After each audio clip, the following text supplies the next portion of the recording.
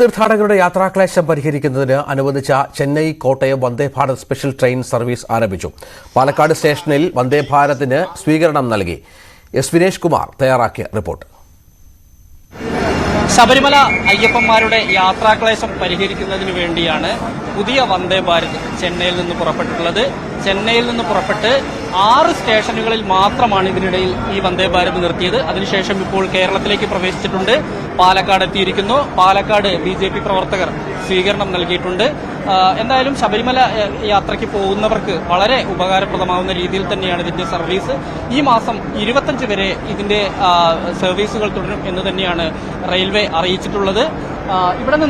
ഇവിടെ കഴിഞ്ഞാൽ പിന്നെ ഷൊർണൂരിൽ ഇല്ല. ഷൊർണൂർ പാസ് ചെയ്യാതെ ഒറ്റപ്പാലത്ത് നിന്ന് ഭാരതപ്പുഴ വഴി തിരിഞ്ഞാണ് ഇത് തൃശ്ശൂരിലേക്ക് പോകുന്നത്. അതിനുശേഷം എറണാകുളം, കോട്ടയം, ഇങ്ങനെയാണ് ഇതിന്റെ സർവീസ് നിജപ്പെടുത്തിയിട്ടുള്ളത്. എന്തായാലും ഈ റൂട്ടിൽ നമുക്കറിയാം, സാധാരണ ഈ കാസർഗോഡ് തിരുവനന്തപുരം റൂട്ടിലാണ് നിലവിൽ വന്ദേ ഭാരത് സർവീസ് നടത്തുന്നത്.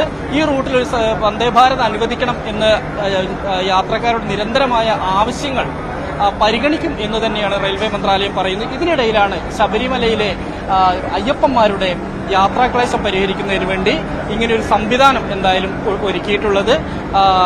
കേരളത്തിൽ ആദ്യമായാണ് ഇപ്പോൾ ഈ സർവീസ് കേരളത്തിൽ എത്തിയിരിക്കുന്നു എന്നുള്ളതാണ് ഇതിന്റെ ഒരു പ്രത്യേകത. എന്തായാലും ചെന്നൈയിൽ നിന്ന് മുമ്പ് 2 വന്ദേ ഭാരത് കടന്നുപോയ വഴിയാണ്. മൂന്നാമതൊരു വന്ദേ ഭാരത് കൂടി പാലക്കാട് വഴി എത്തിയിരിക്കുന്നു. പക്ഷേ ഇത് പാലക്കാട് വഴി തന്നെയാണ് ഈ ഒരു സർവീസ് എന്നുള്ളതാണ് ഇതിനകത്ത് എടുത്തു പറയേണ്ട కాര്യം. బాగుంది. నెంబర్ 1 కొట్టాయం దాకా Chennai to Kottayam. Chennai. Okay,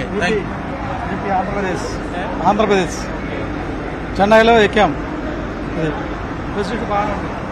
welcome.